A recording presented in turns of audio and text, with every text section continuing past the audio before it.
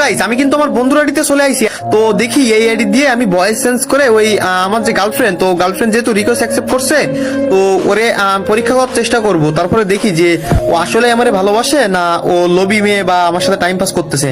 তো এখন বেশি দেরি না করে আমি ওরে ইনভাইট দিয়ে ফেলবো। তো যেহেতু ফ্রেন্ড রিকোয়েস্ট অ্যাকসেপ্ট করছিল সেহেতু তো ফ্রেন্ড লিস্টে থাকারই কথা। তো দেখি ওরে ইনভাইট দিয়ে দিই।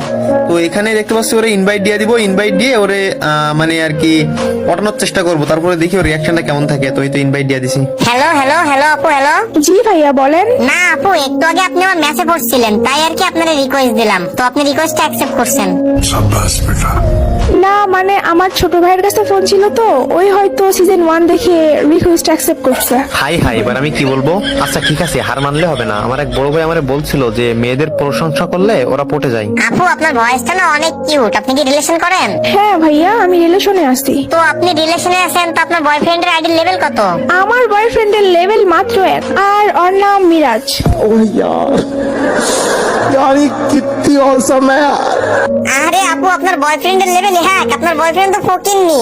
ভাইয়া মুখ সামলে কথা বলেন। আর আপনি আমার বয়ফ্রেন্ডের ফকিন্নি বলতেছেন কেন? তো ফকিন্নিরে ফকিন্নি বলবো না তো কি বলবো? বর্তমান সময় 1 লেভেলের আইডি মাত্র। তো 1 লেভেলের আইডি কাদের কাছে থাকে? তারা ফকিন্নি তাদের কাছে।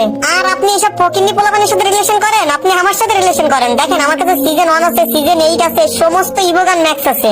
না থাক, আমার দরকার নাই সিজন 1 সিজন 8। আমার